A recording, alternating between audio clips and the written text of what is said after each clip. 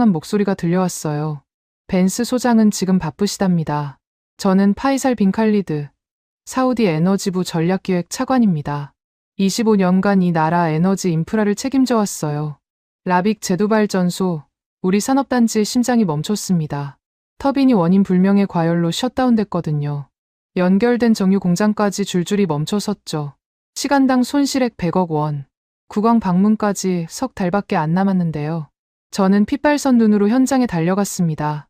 차에서 내리자마자 매캐한 연기 냄새가 코를 찔렀어요. 하늘이 뿌옇게 변해 있더군요. 평화롭던 라빅 산업단지가 아수라장이 되어 있었습니다. 소방차 사이렌이 울리고 노동자들이 우왕좌왕 뛰어다녔어요. 저 멀리 제두발전소 굴뚝에서 검은 연기가 피어오르고 있었죠. 심장이 쪼그라드는 것 같았습니다. 저건 연기가 아니라 우리나라의 미래가 타오르는 거였어요. 통제실로 뛰어갔습니다. 그런데 입구에서 검은 전투복을 입은 사내들이 가로막았어요. 미군 출신 사설 용병들이었습니다. 가슴팍에 아메리젠 로고가 박혀 있더군요. 죄송합니다만 본사 승인 없이는 출입이 불가합니다. 덩치 큰 백인 용병이 손바닥을 펼쳐 보였어요. 저는 눈을 의심했습니다. 우리 땅에 지은 발전소인데 우리가 못 들어간다고요? 이게 무슨 황당한 소립니까? 나는 에너지부 차관이요. 비켜라. 차관이든 장관이든 규정은 규정입니다. 벤스 소장님 허락 없이는 안 됩니다. 용병의 손이 허리춤 권총으로 향했어요. 분노가 끓어올랐습니다. 25년 공직 생활 동안 이런 모욕은 처음이었어요. 저는 그 손목을 낚아챘습니다. 경호원들이 우르르 달려들었죠. 일촉즉발의 상황이었습니다. 쏘든지 비키든지 하시오. 나는 들어갈 거예요. 저는 총구를 밀쳐내고 문을 부수듯 진입했습니다. 뒤에서 고함 소리가 들렸지만 신경 쓸 겨를이 없었어요. 통제실 안은 지옥이었습니다. 수백 개의 붉은 경고등이 미친 듯이 깜빡이고 있었어요. 화면마다 빨간 글씨로 경고 메시지가 쏟아졌죠. 삐삐삐 하는 경보음이 귀를 찢었습니다. 그런데 이상했어요. 기계는 비명을 지르는데 정작 사람은 아무도 없었습니다. 운전원 자리, 감시원 자리, 전부 텅 비어 있더군요.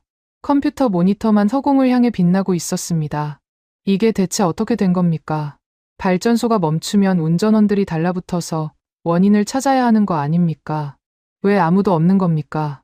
저는 계기판 앞으로 다가갔습니다. 터빈 온도 표시창이 빨갛게 물들어 있었어요. 섭씨 650도. 정상 수치의 2배가 넘었습니다. 냉각 시스템이 작동을 멈춘 게 분명했죠. 바로 그때 뒤에서 문 여는 소리가 났습니다. 오, 차관님, 여긴 어쩐 일이십니까?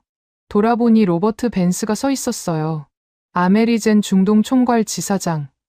이 발전소의 실질적인 주인이었습니다. 그런데 복장이 가관이었어요. 흰색 폴로 셔츠에 면바지, 골프 장갑을 손에 들고 있더군요. 하품을 참는 얼굴이었습니다.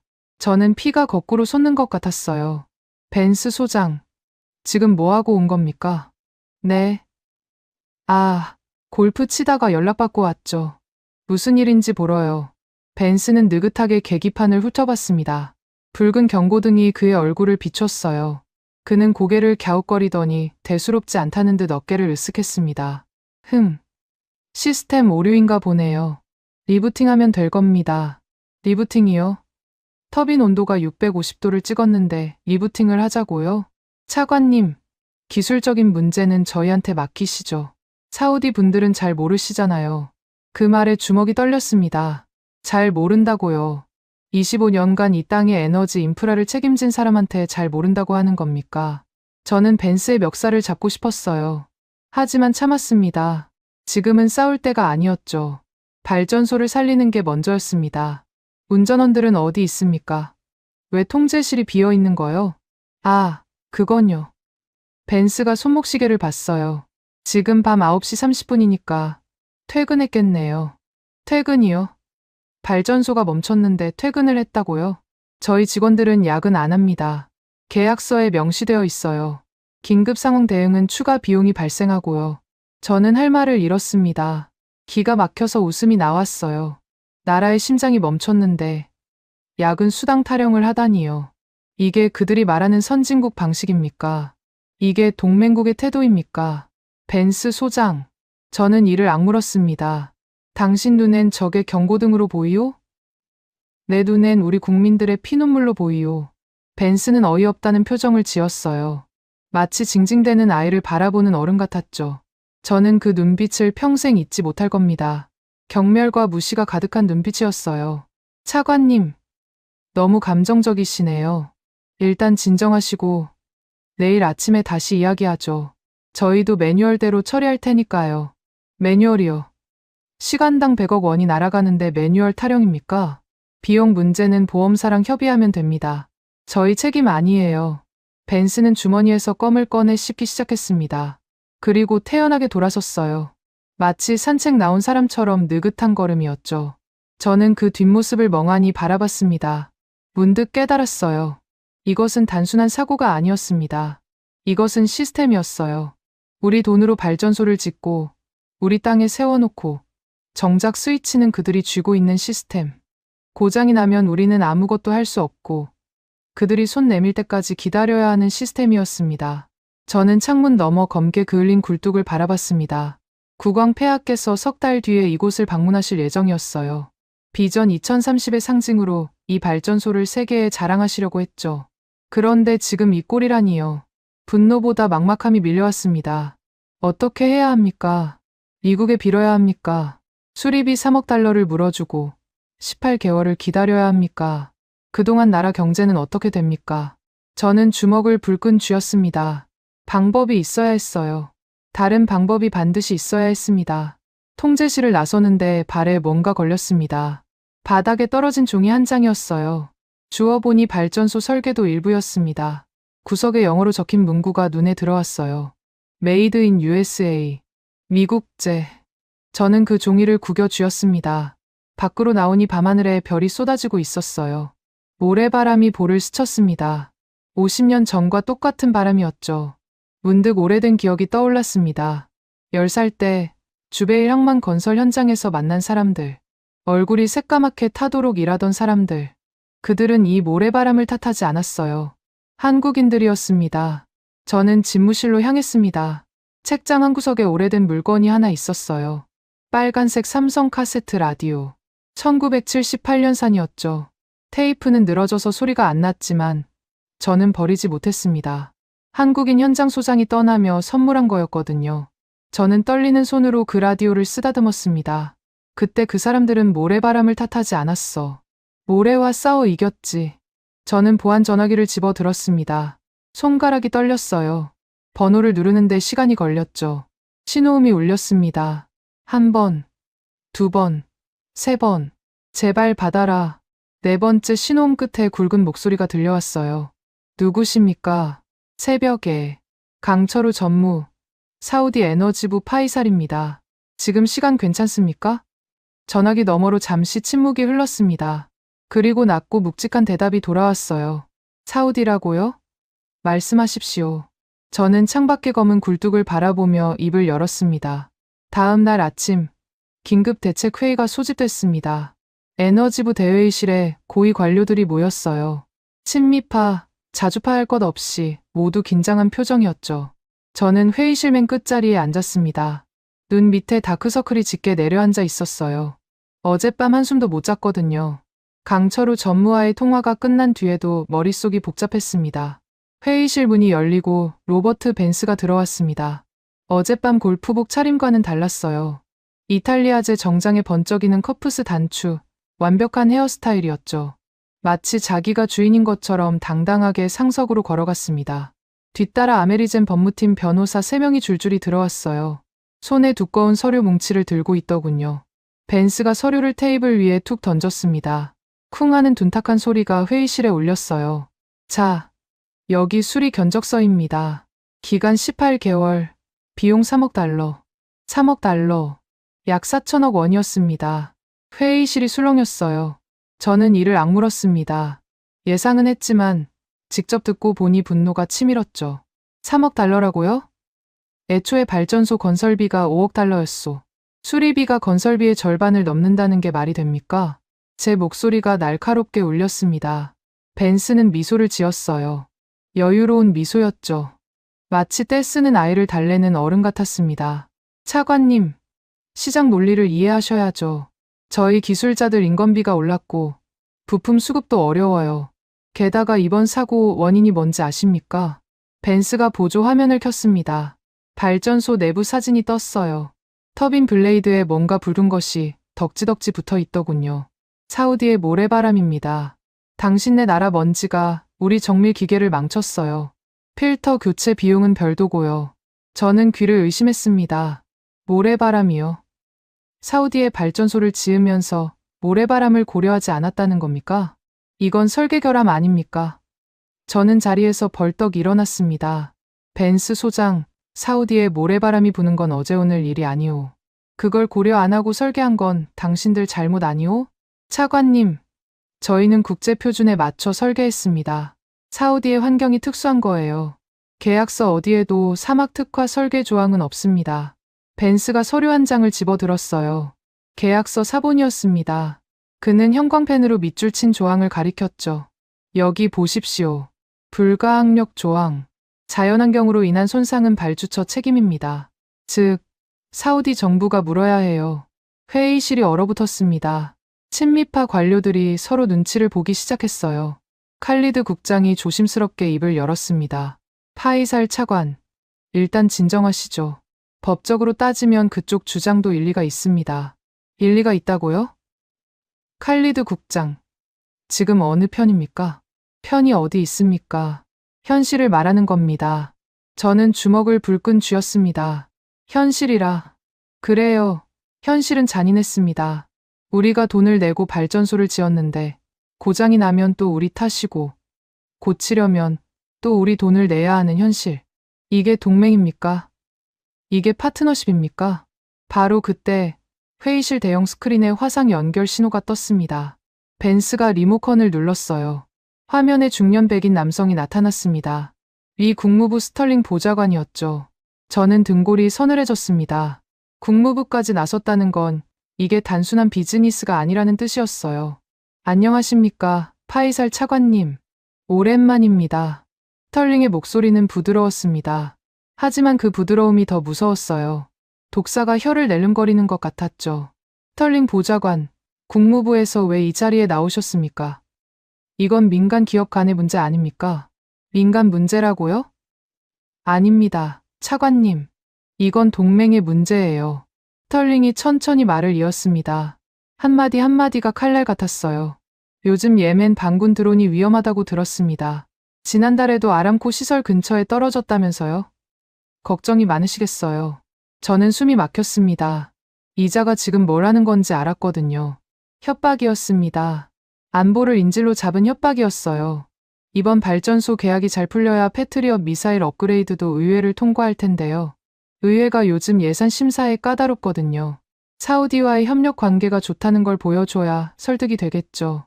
회의실 공기가 얼어붙었습니다. 모두 숨을 죽였어요. 스털링이 말한 건 간단했습니다. 발전소 계약에 순순히 응하지 않으면 미사일 지원을 끊겠다는 거였죠. 우리 하늘을 지켜주는 대가로 우리 피를 빨겠다는 겁니다. 칼리드 국장이 황급히 나섰습니다. 보좌관님, 물론 저희도 협력 관계를 중시합니다. 계약 조건은 충분히 논의할 수 있습니다. 그래요. 국장님은 이해가 빠르시네요. 파이살 차관님도 같은 생각이시길 바랍니다. 스털링이 저를 똑바로 바라봤어요. 저는 그 시선을 피하지 않았습니다. 피하면 지는 거였거든요. 스털링 보좌관, 이건 갑질입니다. 안보를 볼모로 민간 계약을 강요하는 건 동맹국이 할 짓이 아니오. 갑질이라니요, 차관님. 오해십니다. 저희는 그저 합리적인 비즈니스를 제안하는 거예요. 받아들이시든 안 하시든 자유입니다. 물론 선택에는 결과가 따르겠죠. 스털링이 미소를 지었습니다. 저는 주먹이 떨렸어요. 하지만 어쩔 수 없었습니다. 패트리엇 미사일 없이 예멘 반군 드론을 막을 방법이 없었거든요. 우리 하늘은 미국 손에 달려 있었습니다. 회의는 그렇게 끝났습니다. 친미파 관료들은 서둘러 계약서에 서명하려 했어요. 저는 끝까지 버텼지만 소용없었죠. 다수결이었습니다. 3억 달러, 18개월. 우리는 다시 그들에게 무릎을 꿇어야 했어요. 집무실로 돌아온 저는 의자에 털썩 주저앉았습니다. 온몸에 힘이 빠졌어요. 모멸감이 밀려왔습니다. 25년간 이 나라를 위해 일했는데 결국 이 꼴이라니요. 우리는 언제까지 이렇게 살아야 합니까? 돈은 우리가 내는데 스위치는 그들이 쥐고 있는 삶. 이게 독립국가입니까? 저는 고개를 들었습니다. 책장 한 구석에 빨간색 카세트 라디오가 눈에 들어왔어요. 1978년산 삼성 라디오. 테이프는 늘어졌지만 버리지 못한 물건이었죠. 저는 자리에서 일어나 그것을 집어 들었습니다. 오래된 기억이 떠올랐어요. 10살 때 주베일 항만건설 현장. 한국인들이 일하는 모습을 본 적이 있었습니다. 그들은 사막의 열기 속에서도 쉬지 않았어요. 얼음물을 뒤집어 쓰고 다시 일어나 삽을 들었죠. 모래바람이 불면 고글을 쓰고 그냥 일했습니다. 누구 하나 환경 탓을 하지 않았어요. 현장 소장이던 김 씨가 떠나는 날, 이 라디오를 제게 줬습니다. 공부 열심히 해라. 너희 나라 미래를 내가 만들어야 해. 그때 저는 그 말 뜻을 몰랐어요. 하지만 지금은 압니다. 미래는 남이 만들어주는 게 아니었습니다. 스스로 만들어야 하는 거였죠. 저는 라디오를 쓰다듬으며 중얼거렸습니다. 그때 그 사람들은 모래바람을 탓하지 않았어. 모래와 싸워 이겼지. 어젯밤 강철우 전무와의 통화가 떠올랐습니다. 그는 사진 몇 장만 보고 단박에 문제를 짚어냈어요. 냉각 시스템 설계 결함이라고 했죠. 미국 측이 사막 환경을 고려하지 않았다는 겁니다. 그리고 그가 한 말이 귓가에 맴돌았어요. 차관님, 18개월 필요 없습니다. 한국 방식이면 90일이면 됩니다. 90일. 국왕 방문 전에 끝낼 수 있다는 뜻이었습니다. 저는 주먹을 불끈 쥐었어요. 아직 끝난 게 아니었습니다. 다른 길이 있었어요. 미국에 빌지 않아도 되는 길이 있었습니다. 저는 전화기를 집어 들었습니다. 왕세자 전하의 비서실로 전화를 걸었어요. 전하께 긴급 면담을 요청드립니다. 대안이 있습니다. 왕세자 전하의 비밀 회의실은 왕궁 지하에 있었습니다. 외부에는 존재 자체가 알려지지 않은 공간이었죠. 저는 복도를 걸으며 심장이 쿵쿵 뛰는 걸 느꼈어요. 이건 도박이었습니다. 잘못하면 제 목이 날아가는 도박이었죠. 하지만 물러설 수 없었어요. 나라의 미래가 걸린 문제였거든요. 회의실 문이 열렸습니다. 안에는 이미 몇 사람이 앉아 있었어요. 칼리드 국장을 비롯한 친미파 관료들, 그리고 왕세자 전하의 측근들이었죠. 분위기가 싸늘했습니다. 저를 반기는 사람은 아무도 없었어요. 왕세자 전하께서 상석에 앉아 계셨습니다. 표정을 읽을 수 없었어요. 언제나 그러셨죠. 속을 알 수 없는 분이셨습니다. 저는 고개를 숙여 인사를 올렸어요. 전하, 긴급 면담을 허락해 주셔서 감사합니다. 파이살, 대안이 있다고 했지. 들어보겠다. 저는 준비한 태블릿을 꺼냈습니다. 화면에 발전소 설계도와 고장 분석 자료가 떴어요. 어젯밤 강철우 전무가 보내준 자료였죠. 전하, 미국 측은 수리 기간 18개월, 비용 3억 달러를 요구했습니다. 하지만 다른 방법이 있습니다. 다른 방법? 한국입니다. 전하, 한국 두산에너빌리티에 맡기면 90일 안에 복구할 수 있습니다. 회의실이 술렁였어요. 칼리드 국장이 벌떡 일어났습니다. 파이살 차관, 지금 무슨 소리를 하는 겁니까? 한국이요? 그렇습니다. 국장, 한국 두산에너빌리티입니다. 미쳤습니까? 한국 기술은 미국 카피캣일 뿐입니다. 모조품이에요. 그런데 맡겼다가 발전소가 완전히 망가지면 어쩌려고요? 칼리드 국장의 얼굴이 불그락푸르락했습니다. 다른 친미파 관료들도 고개를 저었어요. 예상한 반응이었죠. 하지만 저는 물러서지 않았습니다. 카피캣이라고요? 국장님, 두산이 어떤 회사인지 아십니까? 전 세계 발전 설비 시장 점유율 4위 기업입니다. 미국 지, 독일 지멘스와 어깨를 나란히 하는 회사예요. 점유율이 뭔 소용입니까? 미국 심기를 건드리면 나라가 망합니다. 패트리엇 미사일은 어쩌려고요? 예멘 반군 드론이 날아오면 맨몸으로 막을 겁니까? 저는 입술을 깨물었어요. 칼리드 국장 말도 틀린 건 아니었거든요. 미국과의 관계는 중요했습니다. 하지만 그렇다고 영원히 끌려다닐 수는 없었어요. 바로 그때 회의실 문이 열렸습니다. 경호원이 들어와 왕세자 전하께 귓속말을 했어요. 전하께서 고개를 끄덕이셨죠. 들어오라고 해라. 문이 다시 열리고 한 남자가 들어왔습니다. 180cm는 좋게 되어 보이는 거고였어요. 햇볕에 검게 그을린 피부, 굵은 손마디, 여기저기 흉터가 있는 손등. 정장이 아니라 파란색 작업복을 입고 있었습니다. 가슴에 두산 로고가 박혀 있더군요. 강철우 전무였습니다. 저는 눈이 휘둥그레졌어요. 강 전무님, 벌써 오셨습니까? 내일 도착하신다고 하지 않았습니까? 어젯밤 비행기로 왔습니다. 사진 보니까 가만히 있을 수가 없더라고요. 강철우 전무의 목소리는 낮고 굵었습니다. 투박한 경상도 사투리가 섞여 있었어요. 그는 왕세자 전하께 허리를 숙여 인사했습니다. 전하, 두산에너빌리티 강철우입니다. 불러주셔서 감사합니다. 왕세자 전하께서 강철우 전무를 위아래로 훑어보셨어요. 작업복 차림이 눈에 거슬리셨는지 미간을 찌푸리셨죠. 하지만 아무 말씀 없이 손짓으로 자리를 권하셨습니다. 앉아라. 내 얘기를 들어보겠다. 강철우 전무가 자리에 앉았습니다. 그는 품에서 서류 뭉치를 꺼냈어요. 기름때가 묻은 손으로 서류를 펼쳤죠. 전하, 단도직입적으로 말씀드리겠습니다. 라빅 발전소 고장 원인은 냉각 시스템 설계 결함입니다. 회의실이 조용해졌어요. 강철우 전무가 서류를 테이블 위에 펼쳤습니다. 설계도와 사진들이었죠. 미국 측이 설치한 냉각 시스템은 온대 기후용입니다. 사막 환경을 전혀 고려하지 않았어요.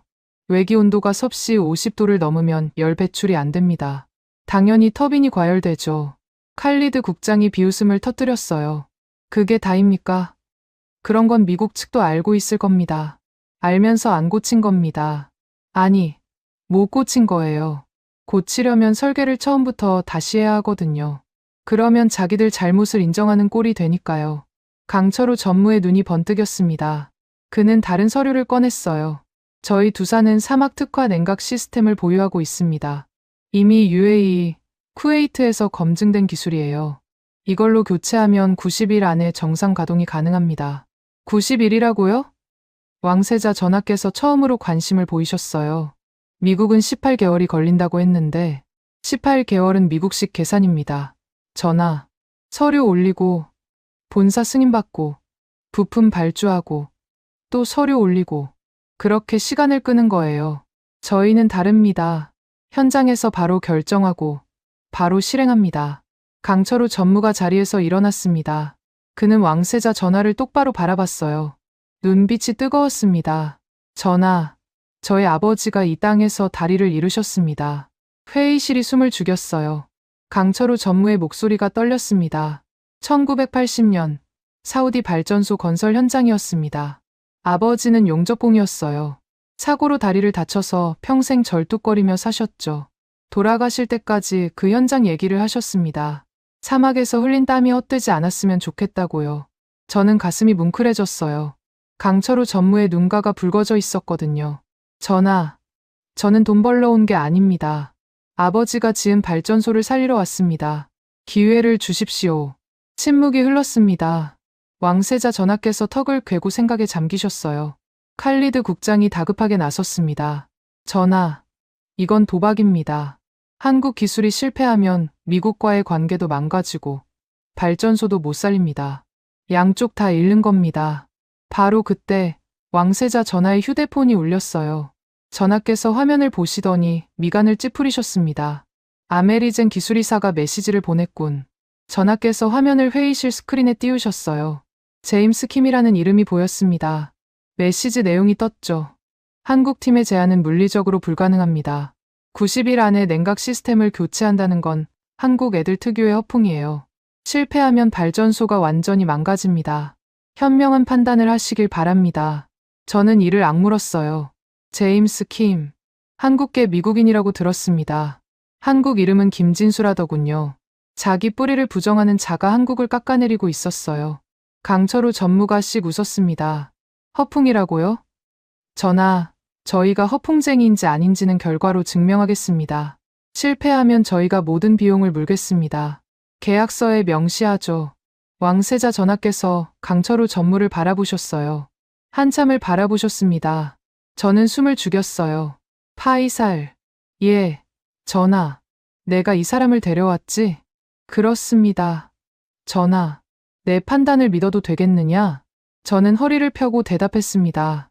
전하, 미국은 우리를 지갑으로 봅니다. 하지만 한국은 실력을 증명하려 합니다. 한 번만 기회를 주십시오. 제가 모든 책임을 지겠습니다. 왕세자 전하께서 천천히 고개를 끄덕이셨어요. 좋다. 조건부로 승인하겠다. 회의실이 술렁였습니다. 칼리드 국장이 벌떡 일어났어요. 전하, 다시 생각해 주십시오. 닥쳐라, 칼리드.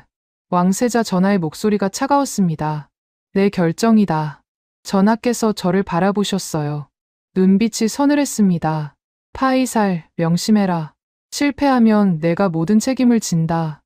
옷을 벗는 정도로 끝나지 않을 수도 있어. 저는 고개를 숙였습니다. 각오하고 있습니다. 전하. 회의가 끝나고 저는 강철우 전무와 함께 회의실을 나섰어요. 복도에서 강철우 전무가 제게 손을 내밀었습니다. 투박하고 굵은 손이었죠. 기름때가 송금 사이에 배어 있었어요. 파이살 차관님, 고맙습니다. 기회를 주셔서요. 저는 그 손을 잡았습니다. 제 손이 떨리고 있었어요. 하지만 강철우 전무의 손은 따뜻하고 단단했습니다. 강 전무님, 저야말로 감사합니다. 부디 잘 부탁드립니다. 강철우 전무가 씩 웃었어요. 걱정 마십시오. 우리가 못하면 누가 합니까? 그 순간 저는 알 수 없는 확신이 들었습니다. 이 사람이라면 해낼 수 있겠다는 확신이었어요. 50년 전 아버지 세대가 보여줬던 그 뜨거움이 이 사람에게도 있었습니다. 우리의 손이 굳게 맞잡혔어요. 90일간의 전쟁이 시작되는 순간이었습니다. 작전은 한밤중에 시작됐습니다. 자정이 넘은 시각, 저는 강철우 전무와 함께 라빅 발전소로 향했어요. 뒤에는 왕세자 전하께서 직접 붙여주신 친위대 20명이 따랐습니다. 검은 SUV 5대가 사막 도로를 달렸죠. 헤드라이트 불빛이 모래바람을 가르며 뻗어나갔어요. 차관님, 긴장되십니까? 강철우 전무가 물었습니다. 저는 솔직히 대답했어요. 긴장 안 되면 거짓말이죠. 이게 들통나면 저는 끝입니다. 걱정 마십시오. 오늘 밤 모든 게 밝혀질 겁니다. 강철우 전무의 눈빛이 어둠 속에서 번뜩였어요. 그는 품에서 두꺼운 장갑을 꺼내 끼기 시작했습니다. 용접공이 쓰는 내열 장갑이었죠. 발전소 정문에 도착했습니다. 예상대로 미국 측 용병들이 가로막았어요. 이번에는 숫자가 더 많았습니다. 10여 명이 총을 들고 서 있더군요. 스톱. 야간 출입은 금지되어 있습니다. 저는 차에서 내렸습니다. 뒤따라 친위대원들이 우르르 내렸어요. 용병들의 표정이 굳어졌습니다. 왕실 친위대의 위압감은 남달랐거든요. 나는 에너지부 차관 파이사리오. 왕세자 전하의 명령으로 발전소를 점검하러 왔소. 그래도 안 됩니다. 벤스 소장님 허락이 필요합니다. 벤스 소장 허락? 저는 코웃음을 쳤어요. 여긴 사우디 땅이오. 사우디 왕실의 명령이 미국 회사 소장 허락보다 위라는 걸 모르시오? 용병들이 서로 눈치를 봤습니다. 친위 대장이 앞으로 나섰어요. 그는 무전기를 들어 보였습니다. 왕세자 전하께서 직접 지켜보고 계십니다. 방해하면 외교 문제가 될 겁니다. 용병들이 물러섰어요. 총구를 내렸습니다. 저는 속으로 안도의 한숨을 쉬었죠. 첫 번째 관문은 통과했습니다. 하지만 진짜 문제는 안쪽이었어요. 터빈실로 가는 통로가 철문으로 막혀 있었거든요. 그것도 용접으로 완전히 봉인되어 있었습니다. 강철우 전무가 철문을 살펴봤어요. 이거 봐라. 아예 용접을 해버렸네. 뭘 숨기려고 이러는 거야. 열 수 있겠습니까? 열어야죠. 강철우 전무가 친위대원에게 손짓했습니다. 차량에서 절단기가 내려졌어요. 불꽃이 튀기 시작했습니다. 쇠를 자르는 날카로운 소리가 밤 공기를 찢었죠. 5분쯤 지났을까요? 철문이 쿵하고 바닥에 떨어졌습니다. 터빈실 안으로 들어섰어요. 어둡고 뜨거웠습니다. 냉각 시스템이 멈춰서 열기가 빠져나가지 못한 거였죠. 땀이 등줄기를 타고 흘러내렸어요. 숨쉬기가 힘들 정도였습니다. 강철우 전무가 손전등을 켰어요. 불빛이 거대한 터빈을 비췄습니다. 녹슨 부분, 그을린 부분, 여기저기 상태가 엉망이었죠. 강철우 전무의 표정이 굳어졌습니다. 이게 최첨단 발전소라고? 관리를 어떻게 한 거야? 그는 터빈 덮개로 다가갔어요. 아직도 열기가 남아 있었습니다. 일반인이라면 손도 못 댈 온도였죠. 하지만 강철우 전무는 내열 장갑을 낀 손으로 덮개를 잡았습니다. 그리고 힘을 줬어요. 끼익하는 금속 마찰음이 울렸습니다. 덮개가 열리기 시작했어요. 저는 숨을 죽이고 지켜봤습니다. 덮개 안쪽이 드러났죠. 그 순간 강철우 전무가 멈췄습니다. 이게 뭐야? 그의 목소리가 떨렸어요. 분노 때문인지 충격 때문인지 알 수 없었습니다. 저는 다가가서 손전등을 비췄어요. 그리고 눈을 의심했습니다. 터빈 블레이드 안쪽에 스티커가 붙어 있었어요. 메이드 인 USA. 미국제라는 표시였죠. 하지만 그 스티커 아래 금속 표면에 다른 각인이 있었습니다. 제조국, 말레이시아? 저는 눈을 비볐어요. 다시 봐도 마찬가지였습니다. 말레이시아산 부품이었어요. 강철우 전무가 다른 부품들을 확인했습니다. 인도네시아, 베트남, 방글라데시. 전부 제3국에서 만든 저가 부품들이었죠. 이 사기꾼들. 강철우 전무의 목소리가 낮게 깔렸어요. 겉에만 미국제 스티커 붙이고 속은 전부 싸구려로 채웠구나. 저는 머리를 한 대 맞은 것 같았습니다. 3억 달러짜리 발전소가 이 꼴이라니요. 우리가 미국 기술료를 내고 산 건 결국 스티커였던 겁니다. 분노가 치밀어 올랐어요. 강 전무님, 이게 고장 원인입니까? 일부입니다. 더 봐야 해요. 강철우 전무가 냉각 시스템 쪽으로 이동했습니다. 배관을 뜯어보더니 한숨을 쉬었어요. 여기도 마찬가지네. 설계도는 번지르르한데 실제 시공은 엉터리야. 열 배출 통로가 막혀 있어요. 이러면 터빈이 안 터지는 게 이상하지. 대체 왜 이렇게 된 겁니까? 돈 아끼려고 그런 거죠. 비싼 부품 대신 싸구려 넣고 차액은 주머니에 챙기고. 전형적인 수법이에요. 저는 주먹을 불끈 쥐었습니다. 이게 그들이 말하는 동맹입니까? 이게 선진국 기술입니까? 우리를 호구로 본 거였어요. 바로 그때 터빈실 입구에서 소란이 일었습니다. 누군가 고함을 지르며 뛰어들어왔어요. 지금 뭐 하는 짓입니까? 이건 불법 침입이에요. 제임스 킴이었습니다. 아메리젠 기술이사, 한국계 미국인. 벤스 소장을 대신해 달려온 모양이었죠. 그의 얼굴이 새빨갛게 달아올라 있었어요. 당장 나가십시오. 여긴 아메리젠 관할 구역입니다. 강철우 전무가 천천히 몸을 돌렸습니다. 손에 방금 뜯어낸 부품을 들고 있었어요. 제임스 킴의 얼굴이 하얗게 질렸습니다. 그건, 이거 말입니까? 강철우 전무가 부품을 들어 보였어요. 메이드 인 USA 스티커가 참 예쁘게 붙어 있네요. 근데 안쪽에 방글라데시라고 적혀 있는 건 뭡니까? 그건 협력업체 부품이고, 협력업체, 3억 달러 받고 싸구려 넣은 게 협력업체 탓입니까? 강철우 전무가 한 걸음 다가섰습니다. 제임스 킴이 뒷걸음질 쳤어요. 이건 기술 유출입니다. 당신들이 허락 없이 설비를 뜯었어요. 국제법 위반이에요. 기술 유출이라고? 강철우 전무가 코웃음을 쳤습니다. 여기 어디에 기술이 있습니까? 스티커 갈아붙이는 게 기술입니까? 제임스 킴의 입술이 파르르 떨렸어요. 반박할 말이 없는 게 분명했습니다. 강철우 전무가 부품을 제임스 킴의 코앞에 들이댔어요. 김진수 씨, 맞죠? 한국 이름. 제 이름은 제임스입니다. 그래요, 제임스. MIT 박사 출신이라면서요? 대단하시네. 근데 그 훌륭한 머리로 설계한 냉각 시스템이 왜 사막에서 작동을 안 합니까? 그건 환경 변수가. 환경 변수. 강철우 전무의 목소리가 높아졌어요. 사우디에 발전소 지으면서 사막 환경 안 고려한 게 환경 변수 탓입니까? 책상에서 에어컨 바람 쐬며 그린 도면이 현장에서 먹힐 리가 있나. 기계한테 사과해라. 제임스 킴의 얼굴이 일그러졌습니다. 굴욕감과 분노가 뒤섞인 표정이었죠. 하지만 증거가 눈앞에 있는데 뭐라고 할 수 있겠습니까? 저는 휴대폰을 꺼냈습니다. 화상통화가 연결되어 있었어요. 왕세자 전하께서 이 모든 장면을 실시간으로 보고 계셨죠. 전하, 보고 계십니까? 화면 속 왕세자 전하의 표정이 굳어 있었습니다. 다 봤다. 로버트 벤스를 당장 불러오라. 30분 뒤 로버트 벤스가 왕궁으로 끌려왔습니다. 아까까지 여유로운 모습은 온데간데 없었어요.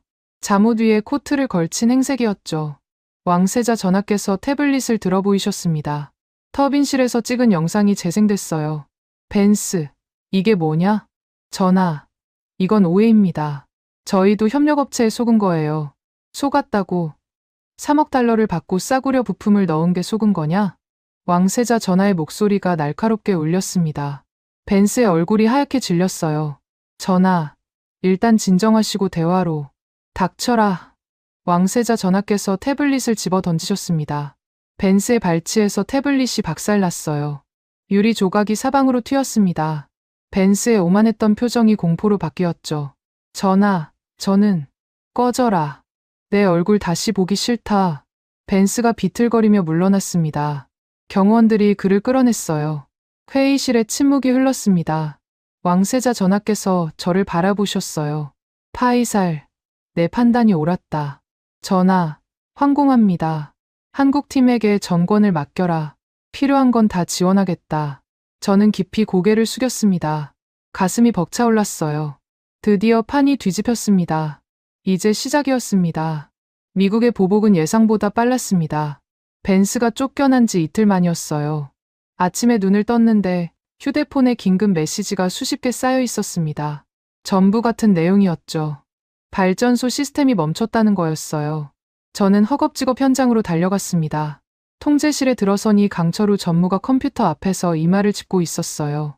화면에 빨간 글씨가 떠 있었습니다. 액세스 디나이드. 접근 거부. 강 전무님. 이게 무슨 상황입니까? 미국 본사에서 원격으로 OS를 잠갔습니다. 시스템 전체가 락다운 됐어요. 저는 눈앞이 캄캄해졌어요. 락다운이라니. 하드웨어는 멀쩡한데 소프트웨어를 잠가버린 겁니다. 자동차 열쇠를 빼앗긴 것과 마찬가지였죠. 기계는 있는데 켤 수가 없었어요. 풀 수 있습니까? 지금 방법을 찾고 있습니다. 하지만 시간이 걸려요. 강철우 전무의 목소리에 처음으로 피로가 묻어났습니다. 그도 인간이었어요. 며칠째 제대로 못 자고 있었거든요. 상황은 거기서 끝이 아니었습니다. 오후가 되자 더 끔찍한 소식이 날아왔어요. 미 국무부가 성명을 발표한 겁니다. 지적재산권 보호를 명분으로 사우디에 대한 의료기기 부품 공급을 재검토하겠다는 내용이었죠. 의료기기 부품이요. 병원에서 쓰는 MRI, CT 스캐너, 인공호흡기. 전부 미국 부품이 들어갑니다. 그걸 끊겠다는 거였어요. 발전소 문제로 시작했는데 이제 국민 생명을 볼모로 잡은 겁니다. 왕궁에서 긴급 회의가 소집됐습니다. 이번에는 국왕폐하께서 직접 참석하셨어요. 대회의실에 고위 관료들이 빼곡히 들어찼습니다. 분위기가 살벌했죠. 모두 얼굴이 하얗게 질려 있었어요. 칼리드 국장이 먼저 입을 열었습니다. 폐하, 상황이 심각합니다. 미국의 의료기기 부품까지 건드리면 병원들이 멈춥니다. 국민 건강이 위험해요. 다른 관료들도 거들었죠. 한국팀을 철수시키고 미국에 사과해야 합니다. 벤스 소장을 복직시키고 원래대로 돌아가야 해요. 3억 달러가 대수입니까? 나라가 흔들리는 것보다 낫습니다. 목소리들이 회의실을 가득 채웠어요. 전부 항복하자는 얘기였습니다. 저는 입술을 깨물었어요. 이대로 물러서면 끝이었습니다. 우리는 영원히 미국의 지갑 노릇을 해야 할 거였어요. 국왕 폐하께서 손을 드셨습니다. 회의실이 조용해졌죠. 파이살, 내 생각은 어떠냐? 모든 시선이 저에게 쏠렸습니다. 친미파 관료들의 눈빛이 따가웠어요. 물러서라는 압박이 느껴졌죠. 하지만 저는 물러설 수 없었습니다. 폐하, 한 말씀 올려도 되겠습니까? 말해보아라. 저는 품에서 낡은 봉투를 꺼냈습니다. 어젯밤 집에서 가져온 것이었어요. 봉투 안에는 빛바랜 사진 몇 장과 낡은 안전모가 들어 있었죠. 아버지의 유품이었습니다. 폐하, 이것을 봐주십시오. 저는 사진을 테이블 위에 펼쳤습니다. 1970년대 사진이었어요. 주베일 항만건설 현장. 사막 한가운데서 일하는 사람들이 찍혀 있었죠. 얼굴이 새까맣게 탄 동양인들이었습니다. 이 사람들이 누군지 아십니까? 폐하? 한국인들이냐? 그렇습니다. 50년 전 이 땅에서 우리와 함께 땀 흘린 사람들입니다. 저는 안전모를 들어 보였어요. 노랗게 바랜 플라스틱이었죠. 앞쪽에 한글로 현대건설이라고 적혀 있었습니다. 이건 제 아버지 유품입니다. 아버지께서 항만건설 현장 감독으로 일하셨을 때 한국인 현장 소장에게 받으신 거예요. 그분이 떠나시면서 아버지께 주셨다고 합니다. 친구의 표시라면서요. 회의실이 조용해졌습니다. 저는 말을 이었어요. 폐하, 50년 전 그들은 우리 환경을 탓하지 않았습니다. 모래바람이 불면 고글을 쓰고 일했어요. 폭염이 내리쬐면 얼음물을 뒤집어 쓰고 다시 삽을 들었죠. 그들에게 사우디는 돈벌이 대상이 아니었습니다. 함께 일하는 동료의 나라였어요. 저는 국왕 폐하를 똑바로 바라봤습니다. 미국은 다릅니다.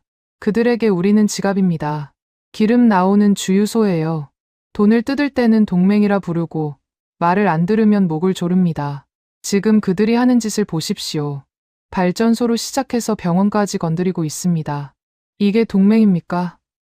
이게 파트너입니까? 칼리드 국장이 끼어들었어요. 파이살 차관, 감정적으로 판단하면 안 됩니다. 현실을 보십시오. 미국 없이 우리가 뭘 할 수 있습니까?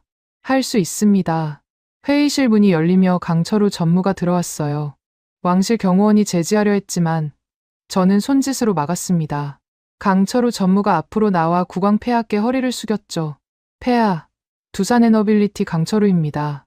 무례를 용서해 주십시오. 급히 드릴 말씀이 있습니다. 국왕 폐하께서 고개를 끄덕이셨어요. 말해보아라. 미국이 OS를 잠갔다고 들었습니다. 하지만 방법이 있습니다. 강철우 전무가 태블릿을 꺼내 화면을 띄웠어요. 복잡한 코드가 보였습니다. 2015년 저희 두산이 이 발전소 터빈 설치를 맡았을 때 100억용 소스 코드를 심어뒀습니다. 미국 OS와 별개로 작동하는 순정 코드예요. 당시엔 만약을 대비한 거였는데 지금 쓸 수 있습니다. 회의실이 술렁였어요. 칼리드 국장이 의심스러운 눈으로 물었습니다. 그게 정말 작동합니까? 10년도 넘은 코드인데요. 작동합니다. 어젯밤 테스트해봤어요. 미국 OS 없이도 발전소를 돌릴 수 있습니다. 시간은 좀 걸리겠지만 복구 가능합니다. 저는 가슴이 뛰었습니다. 방법이 있었어요. 미국에 빌지 않아도 되는 길이 있었습니다. 폐하, 저는 다시 입을 열었어요. 미국이 끄는 건 전기가 아닙니다. 우리의 신뢰를 끄는 겁니다. 50년간 우리를 훅으로 봤어요. 이제 우리가 끊을 차례입니다. 국왕 폐하께서 한참 동안 말씀이 없으셨습니다. 사진과 안전모를 번갈아 바라보셨죠. 주름진 손이 낡은 안전모를 집어들었어요. 천천히 쓰다듬으셨습니다. 파이살, 이 안전모를 준 한국인이 누구냐? 성함은 김씨라고만 알고 있습니다. 폐하, 현대건설 현장 소장이셨다고 해요. 그 사람이 내 아버지에게 뭐라고 했더냐? 친구의 표시라고 하셨답니다. 언젠가 다시 만나자고요. 국왕 폐하께서 천천히 고개를 끄덕이셨어요. 그리고 입을 여셨습니다. 50년이 지났구나. 예, 폐하.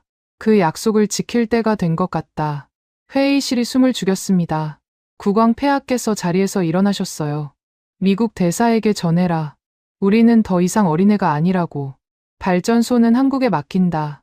칼리드 국장이 다급하게 나섰어요. 폐하, 다시 생각해 주십시오. 미국과의 관계가. 칼리드, 국왕 폐하의 목소리가 단호했습니다. 진짜 동맹은 목을 조르지 않는다. 내 결정이다. 저는 깊이 고개를 숙였습니다. 눈시울이 뜨거워졌어요. 50년 전 아버지 세대가 뿌린 씨앗이 마침내 싹을 틔운 순간이었습니다. 국왕 폐하께서 강철우 전무에게 다가가셨어요. 그리고 악수를 청하셨습니다. 한국에서 온 장군, 우리 발전소를 부탁하네. 강철우 전무가 폐하의 손을 잡았습니다. 믿어주십시오. 폐하, 반드시 해내겠습니다. 두 손이 굳게 맞잡혔어요. 저는 그 장면을 바라보며 생각했습니다. 이것이 진짜 동맹이구나. 돈이 아니라 신뢰로 맺어진 관계. 50년 전 사막에서 시작된 인연이 오늘 다시 이어지고 있었습니다. OS 복구는 성공했습니다. 강철우 전무팀이 밤새 작업한 끝에 발전소 시스템이 다시 살아났어요. 화면에 초록불이 들어오는 순간 통제실에서 환호성이 터졌죠. 하지만 기쁨은 오래가지 않았습니다. 더 큰 문제가 기다리고 있었거든요. 차관님, 큰일입니다. 강철우 전무가 저를 불렀어요. 그의 표정이 굳어 있었습니다. 손에 태블릿을 들고 있었죠. 화면에 이메일이 떠 있었어요. 미국이 핵심 부품의 수출 금지를 걸었습니다. 전 세계 공급망에요. 저는 심장이 철렁 내려앉았습니다. 수출 금지라니. 그게 무슨 뜻인지 알았거든요. 발전소를 돌리려면 특수합금 밸브가 필요했어요. 그런데 그 밸브를 만드는 회사가 전부 미국 영향권 아래 있었습니다. 미국이 팔지 말라고 하면 아무도 못 파는 거였죠.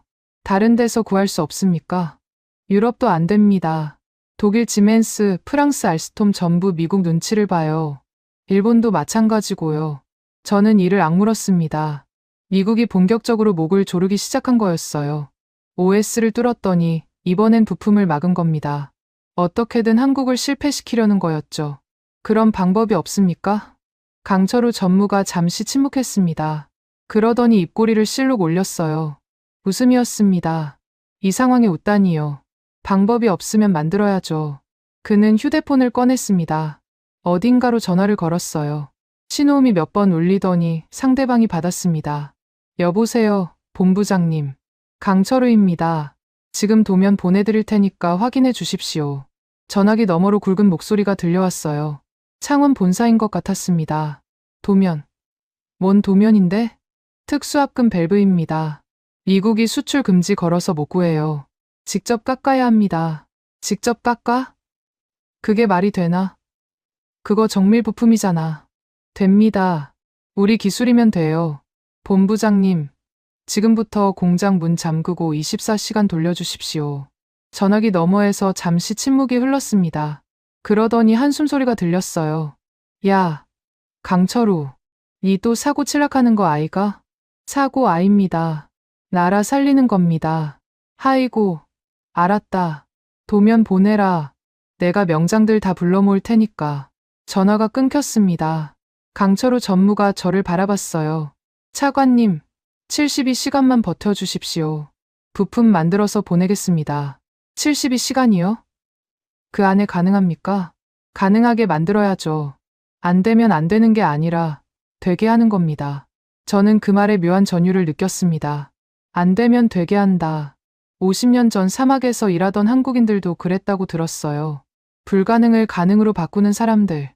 그게 한국인이었습니다. 그날부터 72시간의 전쟁이 시작됐습니다. 창원에서는 공장 문이 걸어 잠겼어요. 명장이라 불리는 기술자들이 전부 소집됐습니다. 선반공, 용접공, 조립공, 수십 년 경력의 베테랑들이었죠. 그들은 도면을 받자마자 작업에 들어갔습니다. 쇠를 깎고, 다듬고, 조립하고, 밤낮 없이 기계가 돌아갔어요. 강철우 전무는 수시로 화상통화를 했습니다. 창원 공장 현장이 화면에 떴어요. 불꽃이 튀고, 기계 소리가 울리고, 사람들이 분주하게 움직였죠. 저는 그 장면을 넋을 잃고 바라봤습니다. 저기 보이시는 분이 박명장입니다. 강철우 전무가 설명했어요. 선반 경력 40년이에요. 손으로 깎으면 기계보다 정밀합니다. 화면 속 노인이 쇠를 깎고 있었어요. 주름진 얼굴, 희끗한 머리카락. 하지만 손올림은 젊은이보다 빨랐습니다. 불꽃이 튈 때마다 쇠가 조금씩 형태를 갖춰갔죠. 저분도 사우디에서 일하셨습니까? 아버지가 일하셨대요. 주베일 항만 건설 때. 본인은 아버지 뒤를 이어 기술자가 됐고요. 저는 가슴이 뭉클해졌습니다. 50년 전 인연이 이렇게 이어지고 있었어요. 아버지 세대가 흘린 땀을 아들 세대가 이어받은 거였죠. 이틀이 지났습니다. 부품이 완성됐다는 연락이 왔어요. 대한항공 특별 화물기가 창원에서 이륙했습니다. 군사 작전 같은 속도였죠. 화물기는 경유 없이 곧장 리야드로 날아왔어요. 새벽 6시, 부품이 현장에 도착했습니다. 저는 강철우 전무와 함께 활주로에서 화물기를 맞이했어요. 화물칸 문이 열리고 나무 상자가 내려졌습니다. 상자 옆면에 한글로 두산 에너빌리티라고 적혀 있었죠. 강철우 전무가 상자를 열었습니다. 안에 은빛 밸브가 들어 있었어요. 정교하게 가공된 금속이 아침 햇살을 받아 빛났습니다. 강철우 전무가 밸브를 들어 올렸어요. 그의 눈가가 붉어졌습니다. 해냈구나, 형님들. 그는 밸브를 가슴에 품었습니다. 마치 아기를 안듯이요. 저는 그 모습을 보며 눈시울이 뜨거워졌어요. 하지만 쉴 틈이 없었습니다. 부품은 왔지만 설치가 남았거든요. 국왕 방문까지 남은 시간은 사흘. 72시간 안에 설치를 끝내야 했어요. 문제는 인력이었습니다. 한국 기술진만으로는 부족했거든요. 현지 노동자들의 도움이 필요했어요. 그런데 그들이 지쳐 있었습니다. 며칠째 비상 상황이 이어지면서 사기가 바닥을 치고 있었죠. 발전소 현장에 도착했을 때 노동자들이 여기저기 널브러져 있었어요. 피로에 찌든 얼굴들이었습니다. 일어날 기력도 없어 보였죠. 저는 한숨이 나왔어요. 이 상태로 어떻게 작업을 한단 말입니까? 강철우 전무가 트럭에서 뭔가를 꺼냈습니다. 낡은 카세트 플레이어였어요. 어디서 구했는지 모르겠지만 꽤 오래된 물건이었죠. 그는 플레이어를 현장 스피커에 연결했습니다. 차관님, 잠깐 지켜봐 주십시오. 그가 재생 버튼을 눌렀어요. 스피커에서 음악이 흘러나왔습니다. 경쾌한 피아노 선율이었죠. 저는 고개를 갸웃거렸어요. 이게 뭔가 싶었거든요. 강철우 전무가 현장 한가운데로 걸어갔습니다. 그리고 작업복 상의를 벗었어요. 근육질의 상체가 드러났죠. 한국기술진 10여 명도 따라서 상의를 벗었습니다. 자, 한국은 몸 풀고 시작한다. 강철우 전무가 외쳤어요. 그리고 팔을 휘저으며 체조를 시작했습니다. 하나, 둘, 셋, 넷. 한국기술진이 따라했어요. 구령에 맞춰 팔을 뻗고 허리를 굽히고 다리를 올렸죠. 스피커에서 흘러나오는 음악에 맞춰 동작이 척척 맞았습니다. 저는 어안이 벙벙했어요. 이게 뭐 하는 건가 싶었거든요. 발전소 현장에서 체조라니. 하지만 신기한 일이 벌어졌습니다. 널브러져 있던 노동자들이 하나둘 고개를 들었어요. 호기심 어린 눈으로 한국인들을 바라봤죠. 쭈뼛거리며 일어서는 사람도 있었습니다. 핫산이었어요. 현장 엔지니어. 저희 신보기자 강철우 전무의 제자가 된 청년이었죠. 그가 먼저 앞으로 나섰습니다. 그리고 어설프게 동작을 따라했어요. 하나, 둘. 강철우 전무가 씩 웃었습니다. 그렇지. 핫산. 잘한다. 핫산의 얼굴에 미소가 번졌어요. 다른 노동자들도 하나둘 따라 일어났습니다. 처음엔 어색하게, 점점 자연스럽게 동작을 따라했죠. 스피커에서 흘러나오는 경쾌한 음악이 사막의 아침 공기를 채웠습니다. 뜨거운 일출이 사막 위로 떠올랐어요. 수백 명의 노동자가 구령에 맞춰 팔을 흔들었습니다. 한국인, 사우디인, 필리핀인, 인도인, 국적이 뒤섞인 사람들이 같은 동작을 하고 있었죠. 그들의 땀방울이 모래 위에 떨어졌습니다. 저는 그 장면을 바라보며 눈물이 났어요. 이게 한국 방식이구나. 화려한 기술이 아니었습니다. 비싼 장비도 아니었어요. 함께 땀 흘리는 것, 몸으로 부딪히는 것. 그게 한국의 힘이었습니다. 체조가 끝나자 강철우 전무가 외쳤어요. 자, 이제 일하러 가자. 우리가 못하면 누가 하나. 노동자들이 환호했습니다. 지쳐있던 눈빛에 불이 켜졌어요. 그들은 공구를 들고 터빈실로 뛰어갔죠. 핫산이 제게 다가왔어요. 그의 얼굴에 땀이 흘러내리고 있었습니다. 차관님, 저 음악만 들으면 왠지 힘이 납니다. 한국 노래입니까? 국민 체조 음악이래요. 한국 사람들이 아침마다 한다더군요. 신기합니다. 몸을 움직이니까 정말 피로가 풀리는 것 같아요. 핫산이 웃으며 작업장으로 뛰어갔습니다. 저는 강철우 전무에게 다가갔어요. 강 전무님, 이게 한국 방식입니까? 예, 우리 아버지 세대가 그랬어요. 새벽에 일어나서 체조하고 구호 외치고 그렇게 일했죠. 미국 애들은 비웃습니다. 미개하다고요. 근데 그게 통해요.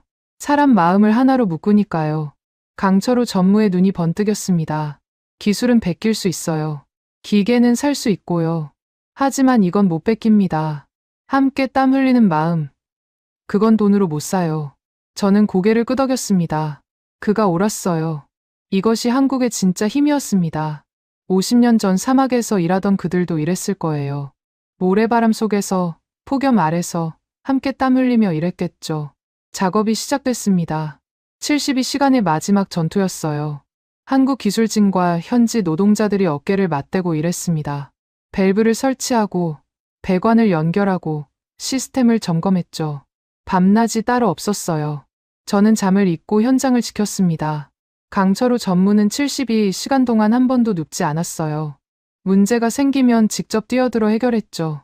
그의 작업복은 기름때와 땀으로 범벅이 됐습니다. 마지막 날 새벽, 모든 작업이 끝났어요. 쉬운 점만 남았습니다. 강철우 전무가 저를 바라봤어요. 충혈된 눈이었지만 그 안에 불꽃이 타오르고 있었습니다. 차관님, 준비됐습니다. 저는 고개를 끄덕였어요. 시작합시다. 운명의 순간이 다가왔습니다. 2026년 1월 23일 밤 11시 라빅 제두발전소 중앙통제실에 사람들이 모였어요. 강철우 전무, 한국 기술진, 현지 엔지니어들 모두 숨을 죽이고 있었죠. 저는 창밖을 바라봤습니다. 석 달 점검은 연기를 내뿜던 굴뚝이 보였어요. 지금은 조용했습니다. 잠든 거인처럼요.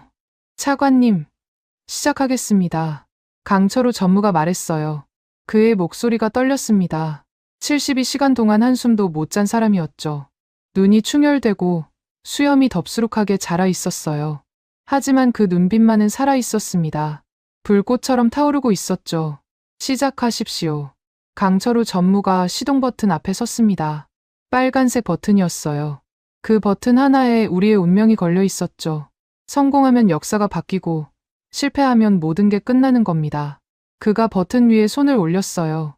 잠시 멈췄습니다. 눈을 감았죠. 무슨 생각을 하는 걸까요? 아버지 생각일까요? 50년 전 이 땅에서 다리를 다친 아버지.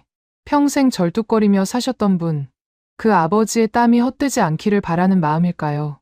강철우 전무가 눈을 떴습니다. 그리고 중얼거렸어요. 가자. 10년 만이지. 일어나라. 버튼이 눌렸습니다. 처음엔 아무 소리도 나지 않았어요. 정막이 흘렀습니다. 1초, 2초, 3초. 시간이 멈춘 것 같았죠. 저는 숨을 참았습니다. 심장이 터질 것 같았어요. 그때 소리가 들렸습니다. 웅하는 낮은 진동이었어요. 발밑에서부터 올라왔죠. 기계가 깨어나는 소리였습니다. 진동이 점점 커졌어요. 웅웅웅. 중저음이 통제실 전체를 감쌌습니다. 저는 창밖을 바라봤어요. 굴뚝에서 하얀 수증기가 피어오르기 시작했습니다. 처음엔 신락같이 가늘었죠. 점점 굵어졌어요. 마침내 굵은 기둥처럼 하늘로 뻗어올랐습니다. 거인이 잠에서 깨어나 숨을 내쉬는 것 같았어요. 온도 정상입니다. 압력 정상입니다. 냉각 시스템 가동 확인. 기술진의 목소리가 통제실에 울려 퍼졌어요. 모니터의 경고등이 하나씩 바뀌기 시작했습니다. 빨강에서 초록으로. 하나, 둘, 셋. 수백 개의 경고등이 차례로 초록빛을 띄었죠. 노멀. 정상. 화면마다 초록색 글씨가 빛났습니다.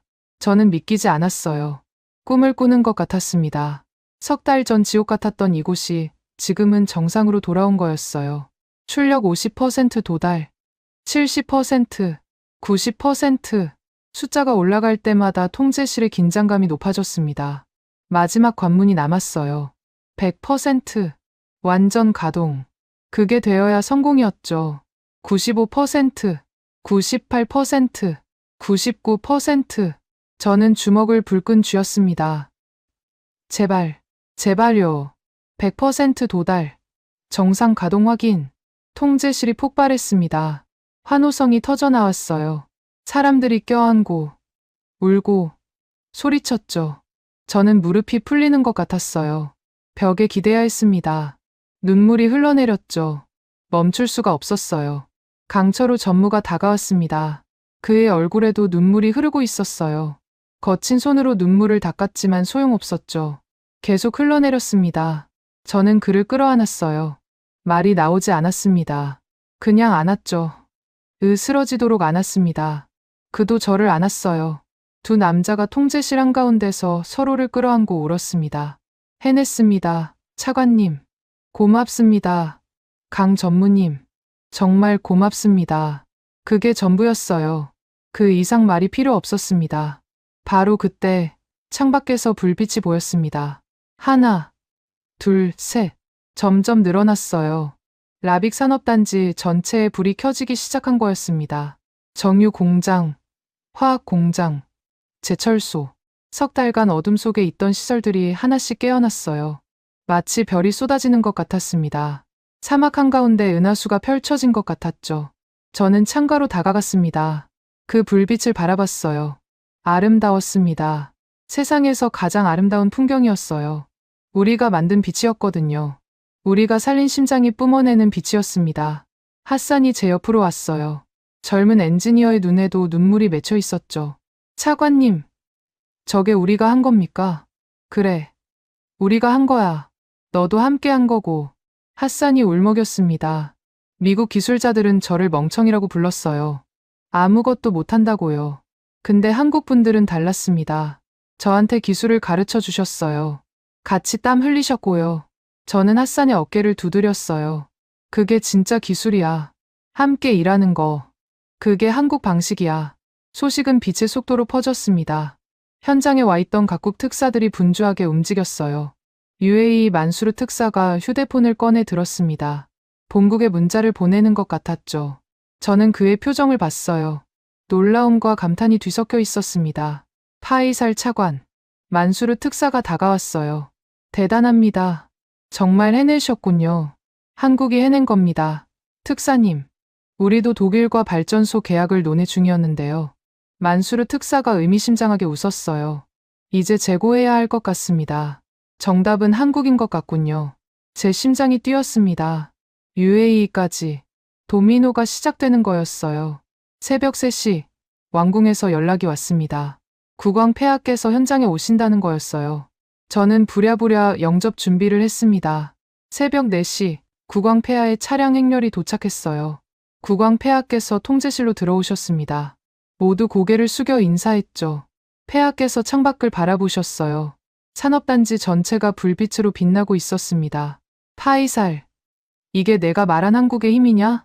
그렇습니다. 폐하, 대단하구나. 폐하께서 강철우 전무에게 다가가셨어요. 그리고 손을 내미셨습니다. 한국에서 온 장군, 약속을 지켰구나. 강철우 전무가 폐하의 손을 잡았습니다. 황공합니다. 폐하. 그 순간 통제실 문이 벌컥 열렸어요. 미 국무부 스털링 보좌관이 들어왔습니다. 얼굴이 새빨갛게 달아올라 있었죠. 뒤따라 변호사들이 서류 뭉치를 들고 들어왔어요. 이건 불법입니다. 아메리젠의 지적재산권을 침해했어요. 국제중재재판소에 소송을 걸겠습니다. 통제실이 얼어붙었습니다. 저는 스털링을 바라봤어요. 아직도 이 짓을 하는 겁니까? 이 상황에도요. 스털링 보좌관. 저는 차갑게 말했습니다. 소송이요. 좋습니다. 그럼 우리도 준비한 게 있습니다. 저는 품에서 서류 봉투를 꺼냈어요. 강철우 전무팀이 터빈실에서 찾아낸 것들이었죠. 아메리젠의 뇌물 장부, 허위 품질 인증서, 부품 사기 증거들 전부 정리해 놓았습니다. 이게 뭔지 아십니까? 아메리젠이 사우디 관료들에게 뿌린 뇌물 내역이에요. 그리고 이건 미국제 스티커를 붙인 저가 부품 목록이고요. 국제재판소에 가시겠다고요? 좋습니다. 이것도 같이 제출하죠. 스털링의 얼굴이 하얗게 질렸습니다. 입술이 파르르 떨렸어요. 변호사들이 서로 눈치를 봤죠. 이건 보좌관님, 조언 하나 드릴까요? 저는 한 걸음 다가섰습니다. 조용히 돌아가시는 게 좋을 겁니다. 더 크게 터지기 전에요. 스털링이 뒷걸음질 쳤습니다. 그리고 돌아섰어요. 변호사들을 이끌고 황급히 나갔죠. 꼬리를 내린 모습이었습니다. 국왕 폐하께서 웃으셨어요. 파이살, 시원하구나. 폐하, 이제 시작입니다. 폐하께서 고개를 끄덕이셨습니다. 그리고 선언하셨어요. 오늘부로 사우디의 에너지 파트너는 한국이다. 전 세계에 알려라. 저는 창밖을 바라봤습니다. 동이 트고 있었어요. 사막 위로 붉은 태양이 떠오르고 있었죠. 새로운 시대가 밝아오는 것 같았습니다. 저는 강철우 전무를 바라봤어요. 그도 저를 바라봤죠. 우리는 말없이 고개를 끄덕였습니다. 해냈어요. 우리가 해낸 겁니다. 이틀 뒤 준공식이 열렸습니다. 2026년 1월 25일 오전 10시 라빅 제두발전소 앞 광장에 수천 명의 인파가 모였어요. 태극기와 사우디 국기가 나란히 펄럭이고 있었습니다. 바람에 흔들리는 두 깃발을 보니 가슴이 벅차올랐어요. 무대 위에는 붉은 카펫이 깔려 있었습니다. 양쪽으로 의장대가 도열해 있었죠. 하늘은 맑았어요. 사막에 뜨거운 태양이 내리쬐고 있었지만 오늘만큼은 그 열기가 반가웠습니다. 저는 무대 뒤에서 준비를 하고 있었어요. 손에 훈장 케이스를 들고 있었죠.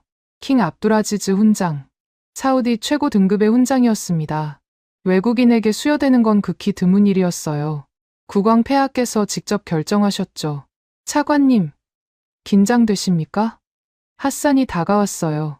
그도 정장 차림이었습니다. 며칠 전 기름때 묻은 작업복을 입던 청년이 맞나 싶을 정도로 달라 보였죠. 긴장이라기보다는 감회가 깊네요. 석 달 전만 해도 이런 날이 올 줄 몰랐으니까요. 저도 그렇습니다.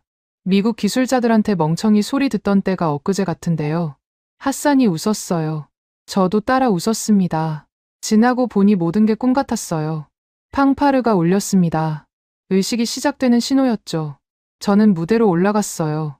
객석에 각국 대사들, 기업 대표들, 언론인들이 앉아 있었습니다. 카메라 플래시가 터졌어요. 국왕 폐하께서 연단에 오르셨습니다. 마이크 앞에 서시자 광장이 조용해졌죠. 오늘 우리는 역사적인 순간을 맞이했습니다. 폐하의 목소리가 스피커를 통해 울려 퍼졌어요. 석 달 전, 이 발전소는 멈춰 있었습니다. 어둠 속에 있었죠. 많은 사람들이 불가능하다고 했습니다. 하지만 우리는 해냈습니다. 한국과 함께요. 객석에서 박수가 터져 나왔어요. 폐하께서 손을 들어 박수를 멈추셨습니다. 오늘 저는 한 사람에게 감사를 전하고 싶습니다. 불가능을 가능으로 바꾼 사람. 50년 전 아버지가 이 땅에서 흘린 땀을 물려받아 우리에게 빛을 선물한 사람입니다. 폐하께서 제게 눈짓을 하셨어요. 저는 훈장 케이스를 들고 앞으로 나갔습니다.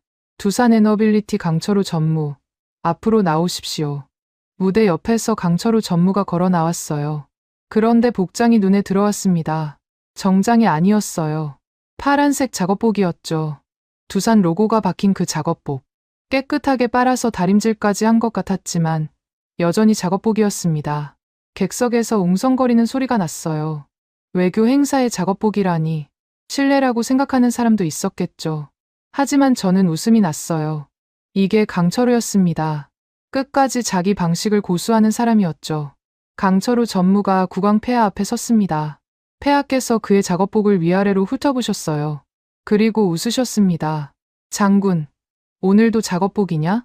폐하, 죄송합니다. 저는 기름밥 먹는 놈이라 양복이 어울리지 않습니다. 폐하께서 크게 웃으셨어요. 객석에서도 웃음이 터졌습니다. 좋다. 그게 내 군복이니까. 폐하께서 제게 손짓하셨어요. 저는 훈장 케이스를 열었습니다. 금색 훈장이 햇빛을 받아 반짝였죠. 킹 압두라지즈 훈장. 사우디 건국의 아버지 이름을 딴 최고영이었습니다. 폐하께서 직접 훈장을 강철우 전무의 가슴에 달아주셨어요. 카메라 플래시가 미친 듯이 터졌습니다. 강철우 전무의 눈가가 붉어졌어요. 고개를 숙여 감추려 했지만 저는 봤습니다. 장군, 사우디는 내 이름을 잊지 않을 것이다. 황공합니다. 폐하. 강철우 전무가 깊이 허리를 숙였습니다. 객석에서 우레 같은 박수가 쏟아졌어요. 저도 박수를 쳤습니다. 손바닥이 얼얼할 때까지 쳤죠.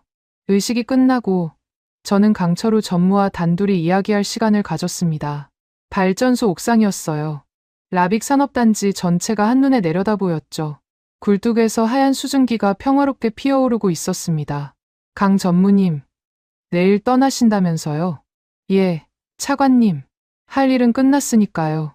창원에서 다음 프로젝트가 기다리고 있습니다. 저는 씁쓸했어요. 겨우 석 달이었지만 평생의 동지를 보내는 기분이었습니다. 아쉽습니다. 좀 더 계시지 그러십니까? 기름밥 먹는 놈은 현장에 있어야죠. 여기 일은 끝났으니 다른 현장으로 가야 합니다. 강철우 전무가 웃었어요. 그 투박한 웃음이 정겨웠습니다. 차관님, 저도 드릴 게 있습니다. 강철우 전무가 품에서 뭔가를 꺼냈어요. 납작한 상자였습니다. 열어보니 태블릿 PC가 들어있었죠. 최신형 한국산 태블릿이었습니다. 이게 뭡니까? 50년 전엔 라디오였죠. 이젠 이겁니다. 강철우 전무가 태블릿 화면을 켰어요. 폴더들이 빼곡히 들어차 있었습니다. 발전소 운영 매뉴얼, 정비 지침서, 기술 도면들, 전부 한국어와 아랍어로 번역되어 있었죠. 우리 기술 매뉴얼 다 넣어놨습니다. 앞으로 문제 생기면 여기 보고 해결하시면 됩니다. 물론 전화 주셔도 되고요. 저는 태블릿을 받아 들었습니다. 손이 떨렸어요. 50년 전 카세트 라디오가 떠올랐습니다. 그때 한국인 현장 소장이 제 아버지에게 선물한 라디오. 친구의 표시라면서요. 이제 그 선물이 세대를 건너 다시 돌아온 거였습니다. 강 전무님, 고맙습니다. 정말 고맙습니다. 차관님, 저야말로 감사합니다. 기회를 주셨잖아요. 저는 강철우 전무의 손을 잡았어요. 굵고 거친 손이었습니다. 기름때가 송금 사이에 배어 있었죠. 하지만 세상에서 가장 따뜻한 손이었어요. 강 전무님, 하나만 여쭤봐도 됩니까? 말씀하십시오. 이번 일을 하시면서 가장 힘드셨던 게 뭡니까? 강철우 전무가 잠시 생각했어요. 그러더니 씩 웃었습니다. 힘든 건 없었습니다. 다만 아버지 생각이 많이 났어요. 이 땅에서 다리를 다치셨거든요. 돌아가실 때까지 그 현장 얘기를 하셨습니다. 모래바람이 불면 곡을 쓰고 일했다고. 폭염에 쓰러지면 얼음물 끼얹고 다시 일어났다고요. 강철우 전무의 눈가가 붉어졌어요. 아버지는 평생 절뚝거리셨지만 한 번도 후회한다는 말씀을 안 하셨어요. 오히려 자랑스러워하셨죠. 사우디 사람들과 함께 일한 게 평생 자랑이라고요. 저는 그 마음을 이해 못했습니다. 다리가 불편하신데 뭐가 자랑이냐고요. 근데 이번에 알았어요. 강철우 전무가 산업단지를 바라봤어요. 불빛들이 반짝이고 있었습니다. 함께 땀 흘린 기억은 안 사라집니다. 다리가 부러져도, 허리가 휘어도 그 기억은 남아요. 아버지는 그걸 아셨던 거예요. 저도 이제 압니다. 이 현장에서 흘린 땀이 제 평생 자랑이 될 거라는 거요. 저는 말을 잃었습니다. 가슴이 뭉클해서 아무 말도 할 수가 없었어요. 차관님, 우리는 물건을 팔고 떠나는 장사치가 아닙니다. 친구를 남기고 갑니다. 50년 전 아버지가 그랬듯이요. 강철우 전무가 제 어깨를 두드렸어요. 그리고 돌아섰습니다. 계단을 내려가는 뒷모습이 보였죠. 파란색 작업복에 금색 훈장이 햇빛을 받아 빛났습니다. 저는 그 뒷모습을 향해 경례를 올렸어요. 군인식 경례였습니다. 강철우 전무는 뒤돌아보지 않았어요. 하지만 알고 있었을 겁니다. 제가 경례하고 있다는 거요. 다음 날 새벽, 저는 공항에 나갔습니다. 강철우 전무를 배웅하기 위해서였죠. 한국 기술진 20여 명이 짐을 싸고 있었어요. 모두 지쳐 보였지만 표정은 밝았습니다. 차관님, 여기까지 안 나오셔도 되는데요. 아닙니다. 꼭 배웅하고 싶었습니다. 저는 강철우 전무와 악수를 나눴어요. 마지막 악수였습니다. 강 전무님, 다음에 또 뵙겠습니다. 예, 차관님. 다음엔 제가 차관님을 한국에 초대하겠습니다. 창원 구경시켜 드릴게요. 꼭 가겠습니다. 강철우 전무가 웃었어요. 그리고 탑승 게이트로 걸어갔습니다. 한국 기술진이 뒤따랐죠. 저는 그들이 사라질 때까지 지켜봤습니다. 핫산이 제 옆에 섰어요. 차관님, 저분들이 그리워지실 것 같습니다. 그렇겠지. 하지만 괜찮아. 또 만날 테니까. 저는 공항을 나왔습니다. 하늘이 붉게 물들고 있었어요. 동이 트는 중이었죠. 새로운 하루가 시작되고 있었습니다. 차를 타고 라빅으로 돌아가는 길. 저는 창밖을 바라봤어요. 사막 위로 태양이 떠오르고 있었습니다. 멀리 발전소 굴뚝이 보였죠. 하얀 수증기가 피어오르고 있었어요. 사막 한가운데 꽂힌 깃발처럼요. 품속에서 태블릿을 꺼냈습니다. 강철우 전무가 선물한 것이었죠. 화면을 켜니 첫 페이지에 메시지가 떠 있었어요. 파이살 차관님께 50년 전 아버지가 심은 씨앗이 오늘 열매를 맺었습니다. 다음 50년은 차관님이 심을 차례입니다. 강철우 드림. 저는 눈물이 났어요. 멈출 수가 없었습니다. 운전사가 걱정스러운 눈으로 저를 바라봤지만 신경 쓸 겨를이 없었어요. 50년 전 이 땅에서 한국인들이 땀을 흘렸습니다. 모래바람 속에서, 폭염 아래서 그들은 우리와 함께 일했어요. 돈을 벌러 온 용병이 아니었습니다. 사막을 존중해준 유일한 이방인들이었죠. 그 인연이 50년 만에 다시 피어났습니다. 위기의 순간에 그들은 다시 왔어요. 물건을 팔러 온 게 아니었습니다.